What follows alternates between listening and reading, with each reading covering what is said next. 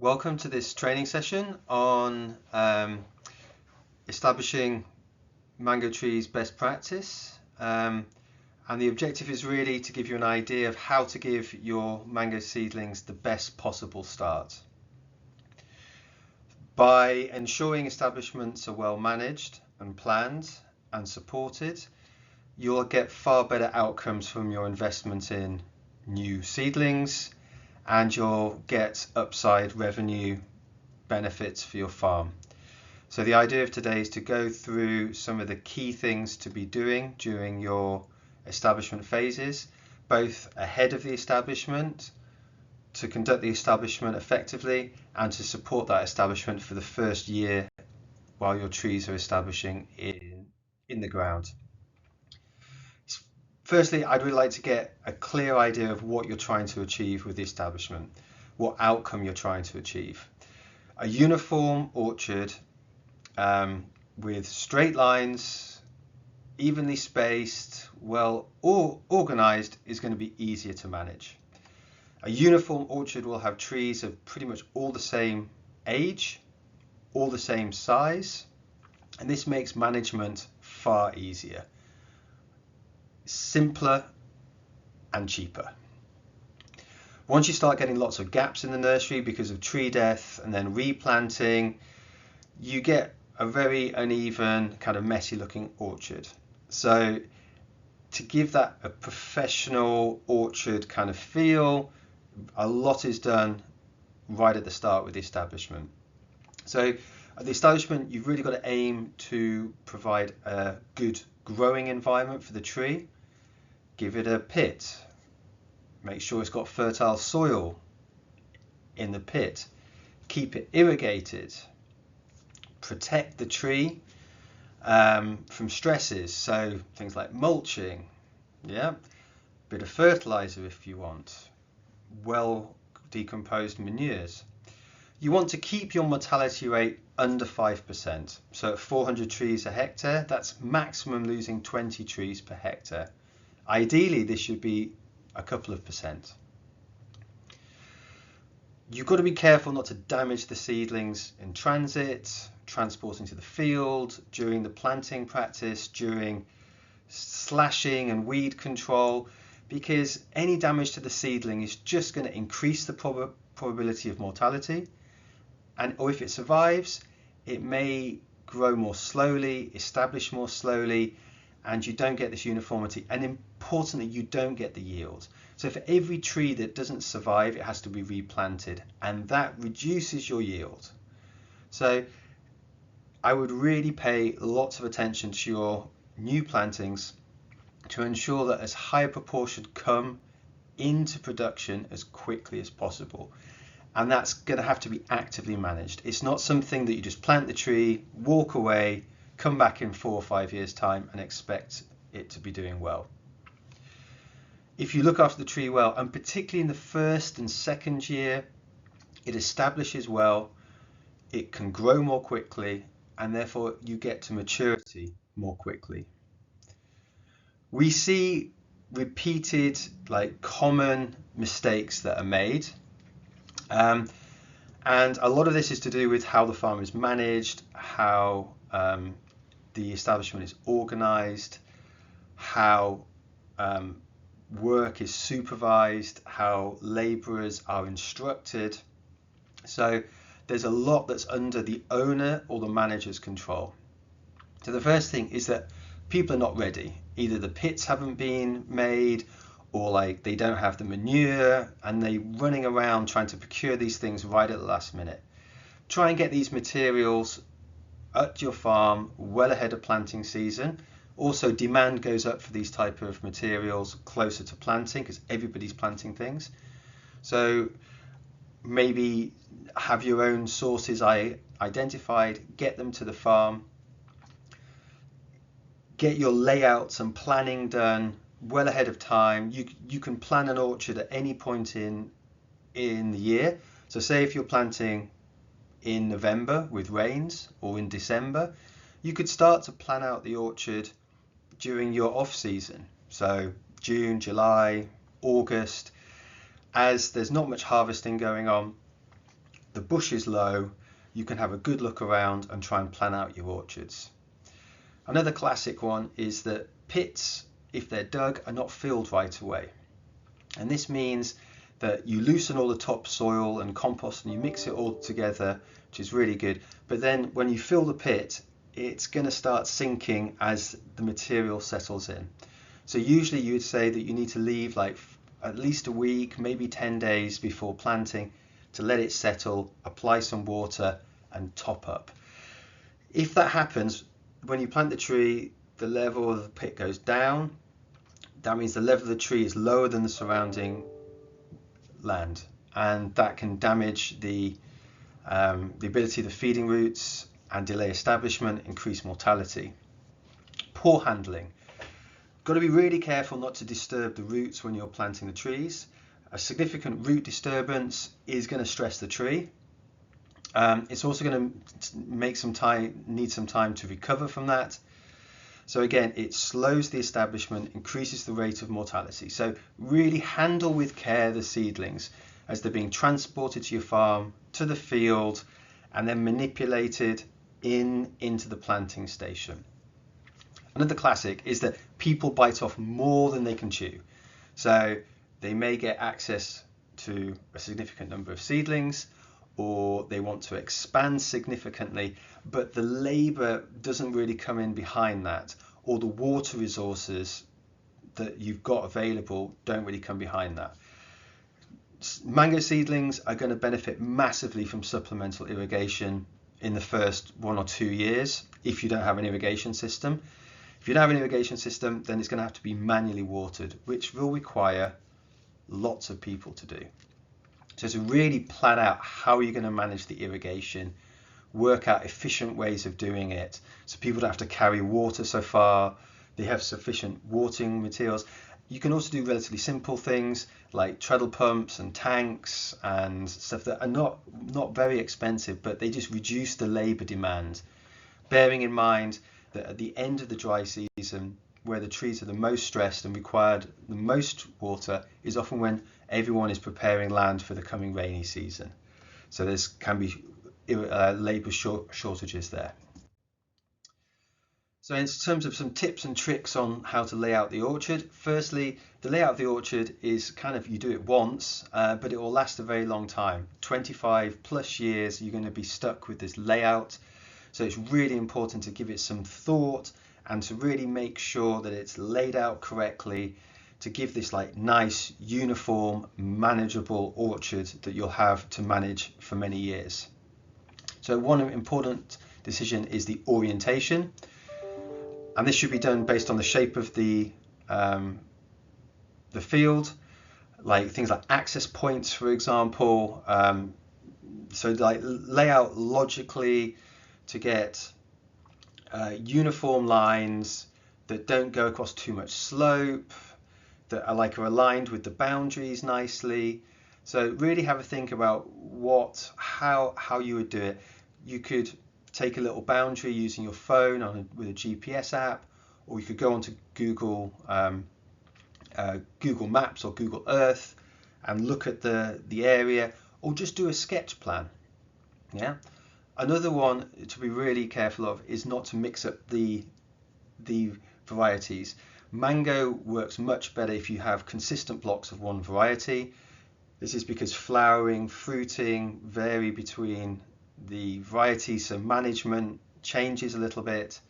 The timing of harvest changes, timing of pruning changes. So if you have varieties dotted all over the farm, it's kind of much more difficult to manage. Remember, you're trying to make your life as a manager and owner simple. You can give your guys an instruction: prune this field, harvest this field. You don't want them moving around the whole time because it just creates inefficiencies.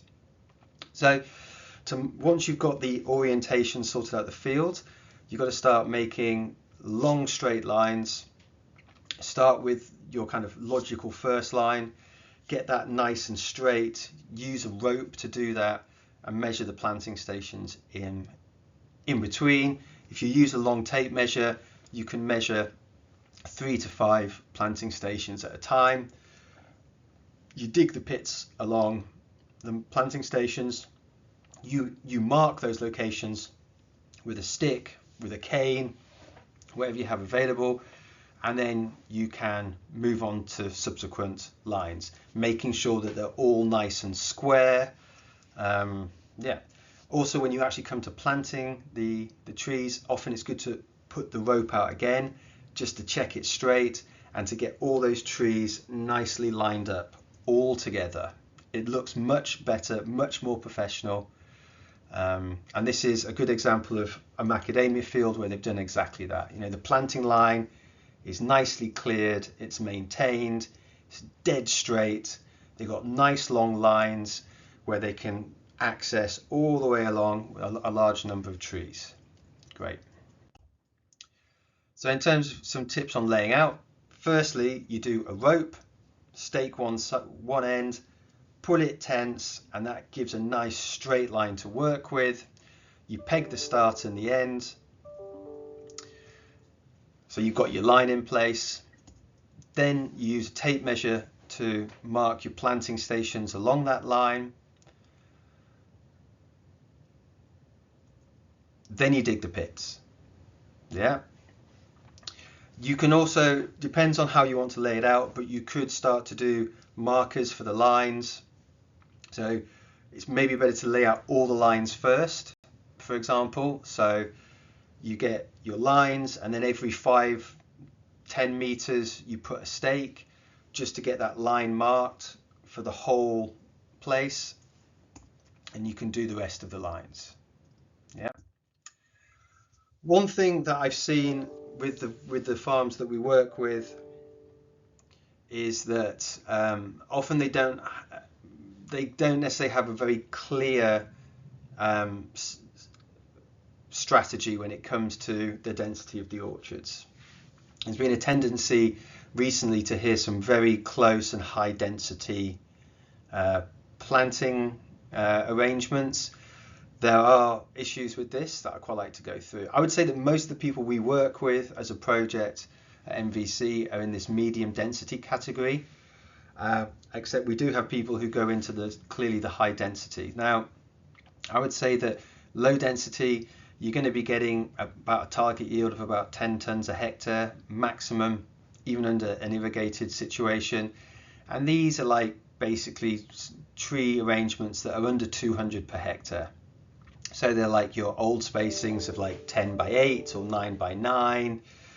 And these offer, the problem with these spacings is that the trees get very large, they get difficult to manage, or you're not really making full use of the orchard. But if you're going to do intercrops on a permanent basis, these nice wide lines do make sense. So if your plan is to do like two cash crops in the field, that can be a good option, but you could go a bit denser within the line. I generally recommend these like medium density sort of systems, which go up to maybe 450 or 500 trees a hectare. These give you enough space in the orchard to potentially mechanize later. So you really do need between 6 and 8 meters between the lines to be able to do that. And also you need to control the size of the trees so they can remain productive and they don't damage each other. And then looking at maybe something 4, 5, maybe up to 6 meters between the planting stations. It's like something common that we see on the lower end of this is 8 by 6 meters. That's probably a bit on the wide side. I think 6 by 5 is a good spacing. 6 by 4 if you wanted to go a bit denser. 5 by 5 is okay, but it can be quite restrictive in terms of the space you get between the trees, bearing in mind that you're going to want to be able to get in there, do pruning, do effective harvesting, have some space. So unless you're very constrained on land, I would probably suggest doing at least a 6 meter between the line. And then you get these really high density kind of arrangements, which kind of eventually come out as more like hedgerows. And they're talking about within the line spacings of 2 to 3 meters. Now, high density plantings can produce very high. like up to 40 tons a year. However, the production system is way more intensive. You're going to need a lot more staff. You're going to have to work on the trees a lot more. So I would say that if you're not a very experienced mango farmer, or you don't have an agronomist or like an advisor who will really be able to advise you on high density, I would probably opt for medium density.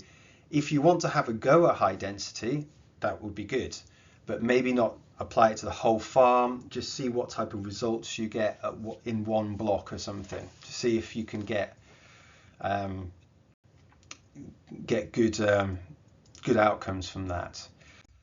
So in conversations with a number of you and my own work a couple of years ago, we tried to estimate the cost of establishing the trees. For anyone watching this not in Malawi, this is all in Malawi Kwacha, which when we made this was about 1,750 Kwacha to the dollar. So a per tree cost of around $3.90, I think it was. And this is for an orchard of 400 trees, so 5x5 planting, which is quite common in Malawi. So what we have here is a breakdown of the full costs. We see that all the front end costs account for kind of 2/3 of the overall. So we've got land clearing, stumping, ploughing and harrowing at about maybe 20%. The cost of the layout and the pits just under 10%. Getting the manure, filling the pits, any fertilizer applications about 1/3, and then another 1/3 which goes into the cost of the seedlings. The MVC project funded by FCDO and UK Aid is supporting the cost of the seedlings to the farmer, so essentially reducing the cost of establishment by about 1/3 to the farmer. This kind of basically makes a cost breakdown that per hectare the farm is spending about 1.7 million to develop 1 hectare, and the seedling cost covered by Malawi Value Chains project is 840,000 Malawi Kwacha. So I said before, it's really good before you get started to have develop a sketch plan of the field. It doesn't have to be particularly fancy. You need to get some measurements there, either from a GPS or from the tape measure, just to make some measurements so you can start to arrange things well, and just sketch out how you think the rows would work. You can estimate the lengths, the number of planting stations, and this is actually more accurate than just taking the area, because there's usually bits of the field that you're not going to want to plant. So even if you say, if you have like a 2 hectare field, maybe you're only planting 1.5 or 1 3/4 hectare. So this gives you a much clearer idea, and that's also efficient. So you don't buy surplus seedlings, you don't plant in areas that are not really going to give you the result that you want. So at this point you will identify the access points, what variety you want to plant there, if it's irrigated, or you're going to extend an irrigation system, or you're going to install an irrigation system in future. It's good to have a think about where the pipes would kind of come in and how the water would be distributed. Could always like ask a couple of other farmers about this, or talk to us. We'd be happy to have a look for you. But this really helps frame the planting project. The other thing is that seedlings should be ordered, I would say, at least maybe 12 months in advance. And this means that you'll get the stock. So in some ways this planning activity could happen a long time before you actually start the establishment itself, and it gives you lots of time to plan and to get everything ready. Land prep basically puts the field in a condition to receive the seedlings. You need to clear the vegetation, stumping if there's any trees that you've had to remove, or if there's any previous stumps from previous land clearing. It's good to get all that out. It would be really good to rip the land if there is if it hasn't been cultivated or it's got a particularly hard pan. This really helps the roots develop, the soil aerate, and speeds the establishment. A lot of people only like plough and harrow, which is relatively, it doesn't really deep manipulate the soil, but if you've got planting lines laid out, you could rip along the planting lines, or if you really wanted to open up the soil, you kind of do it in a mesh crisscross. Yeah, so you go across and then at 90 degrees to that, and that just really opens up the whole subsoil to aeration. It's much better for the trees in the long term. Alternatively, you could maybe plant deep-rooted plants for a couple of seasons, such as pigeon pea is quite good. Got a deep taproot, leguminous, helps break up the pan a little bit. What you see in Malawi, where so much is hand cultivated, is that the action of the kassu over so many years, you get like this very hard pan which has got a lot of rocks which have been hit down by the action of the kassu, and also it's not being disturbed by roots from predominant shallow rooted crops that are grown like maize, groundnuts, things like that. They're just not going to really break up the soil. So that's a really good tip to help bring into production maybe land that hasn't been particularly fertile, it's dropped off productivity. A couple of seasons ahead to these type of crops can really help develop the field. Also, obviously, these actions help level the field. So if you've got like if there's like some mounding and stuff, you can start to kind of level that out. You can mark out areas of the field that you do not want planted. For example, areas that waterlog, areas of slope which are going to be prone to erosion. You can put in erosion mitigation like vetiver planting or bamboo to help like maintain soil level. You don't want the soil eroding down slopes, for example, because it exposes the roots and you get a drop in productivity. This all adds front-end cost, but gives good results. So in terms of, let's look at like the actual process of setting up the orchard to receive seedlings. Planting pits of 60 centimeters by 60 centimeters by 60 centimeters are usually recommended, but they could also be 2 times wider than the root ball or the pot that you're receiving. That should be sufficient. So you don't necessarily need a massive planting pit. You need something that gives an area to support the seedling and for roots to grow. You need to dig out the pit, placing topsoil on one side, subsoil in a separate pile. With the topsoil, you mix at least a pail of well decomposed compost manure, mix it together, refill it to the top of the level of the pit.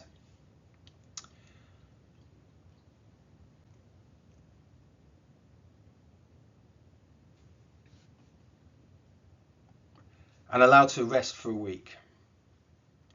That enables the level to drop down, and you can add material before you start planting to like fill it up to the top. Okay. Seedling care. So seedlings cost money, should be looked after, and any damage to them will affect its ability to establish or survive. So firstly, you should aim to plant the seedlings as soon as you can after collecting them. Don't leave them in a corner of the farm for weeks on end, not really being tended to, as they've been looked after very well in a nursery, and that stresses them out. You don't want the tree to be stressed as you're planting it, because the whole planting process and going into a new environment is stressful. So try and minimize that stress as much as possible. Before you collect the seedlings, organize a storage place where the seedlings are going to be offloaded and kept before they're taken to the field. You could even arrange to do something in the field that they're going to. You need to know whether they've been hardened off to the sun, because if they've only been under shade like this in the nursery without being fully exposed to the sun, then they're likely to get sun damage, sunburn on the leaves. So this could be an opportunity to start to expose them to more sunshine, to harden them off before you plant them in the field. Again, reduces the stress. So it doesn't necessarily need to be shade, but maybe not in full sun, broken sun. Yeah, that would be good. So a couple of days before you're going to plant them, I would give them a really good watering. You don't want the seedling to be saturated with water as you're planting it, because when you take off the pot, that can sometimes mean you get a lot more root disturbance because the roots aren't really being held, the soil isn't really held with the roots. So you want the tree to be well irrigated, but the moisture in the pot not to be excessive when you're actually planting it. So maybe leave at least a day or 2 days between the irrigation, the last irrigation, and when you plant it. So yeah, just be very careful when you're handling the seedling. Don't just pick it up violently, because it may just come out of the pot, for example, and then you've got lots of root disturbance, heavy drops, throwing the seedlings around. Just kind of handle with care. It is important. Planting the tree. So you make a planting hole where the crown of the tree, which is like, it gets slightly wider at the base before it goes into the root system, and that's the level you want to plant it, level with the ground. If you plant it too low, then it causes issues, and yeah, it's just planted too low. It's better to plant it where it wants to be. Likewise, if you plant it too high and you've got exposed roots, that's really going to increase the chances of the thing dying. So try and get good soil coverage of the whole roots. Make sure it's not too deep, make sure it's not too high. Yeah, so it's important to check the depth that you're planting to. So you dig out a hole in your planting pit before you take the bag off or the pot off the tree. Place it in, make sure the hole is the right size, get it adjusted, and then there's lots of ways to do this, but the way that I prefer is I take a knife, and if it's a plastic pot, I just cut down the side, and that means that you can easily just slide off the pot. And it's better to do that inside the planting hole that you've made. Don't take it out, take the pot off and put it back in, because you've got a risk that all that potting material is going to just fall on the floor, disturbing the roots. Then when you plant the tree back in, it's got disturbed roots. It doesn't help with the establishment. So dig the hole, check it's right, cut the pot, slide the pot off, and just get it nicely in there. And then you backfill. So you make sure that there's soil put around the seedling. You firm it all down with your heel, with your hand. Top up the soil to make sure the level is correct.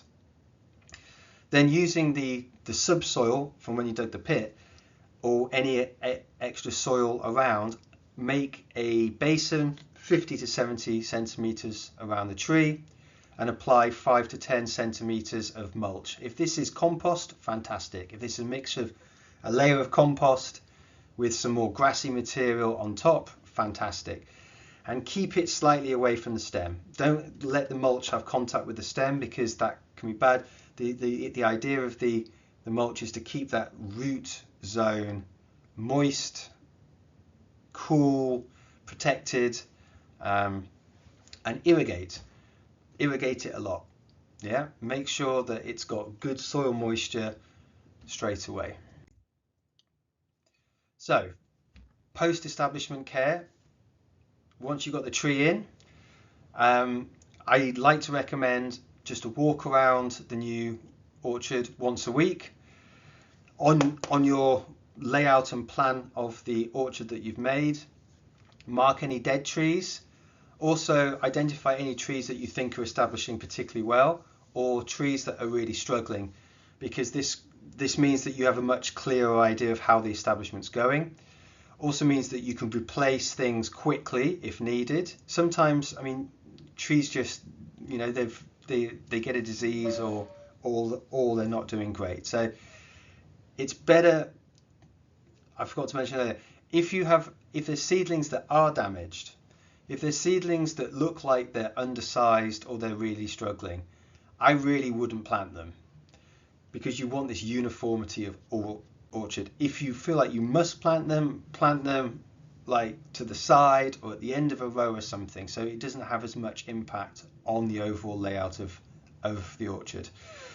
Other work that will need to be done is to maintain the mulch. So that means that adding a bit more material, you'll be slashing probably 2 if not 3 times during the rainy season. So as you're doing that, just keep adding material to the basins. If you don't want to put really fresh material there, that's also a good practice. And if you kind of like mound up the slashed material between the planting stations, let it decompose a little bit and then put it back on the trees. Likewise, if you're doing intercrops like soya or groundnuts, that material can be very good because it's high in nitrogen, it's nitrogen fixed, so you can add that to the basins, but it's good to let it decompose a little bit, or make mounds of compost in each of the fields or for each of the rows. It's a bit of extra work, but it really makes the soil health better and the tree health better. Weeding, the priority is to keep the basins weeded. Note that there'll be far fewer weeds if you're mulching, which speeds that, and then slash it a couple of times a year just to keep the grass down and to reduce fire risk when the dry season comes. So fire breaks is something that I think is also really important to put in place as you're doing the establishment. Fire is probably the biggest single loss of orchards, of seedlings that you face in Malawi. So really thinking about how to manage fire, how to reduce fire risk is going to be an important part of getting your orchards through to the production and generating revenue for your farm. So general recommendations is a fire break of 3, better 5 meters with all adjoining plots, i.e. plots that are not under your management, plots that you are not going to control the bush on, you can't slash. So just maintain a nice 5 meter wide fire break. Now this can be slashed, but it can also be ploughed, and sometimes doing a nice ploughed fire break really makes it more effective, because even if you're slashing, it's got stubble on the ground, it's got material on the ground that can burn, and so it doesn't perform that full function of a fire break. If you're adjoining more bushy areas, for example, or wild areas that potentially are prone to much larger and more intensive fires, which are not like controlled burn or for hunting and stuff, I would extend that to even wider. For a lot of forestry operations, for example, adjoining bushland, they would be using 15-20 meter wide fire breaks. And this gives you a good opportunity and a bit of time to get people there to put out fires before they get into the orchard. So my advice there is like do some physical controls with fire breaks, but also have a fire action plan on the farm. What do you do? How do you control the fire? How do you respond to it? All these type of conversations need to happen at your farm. Okay, right. Thank you very much for listening today. I hope it's been useful, and I look forward to working with you on these establishments over the coming year. If there's any questions, please get in contact with us at MVC. We are happy to help and to help you become more successful mango farmers. Thank you very much. Have a good day.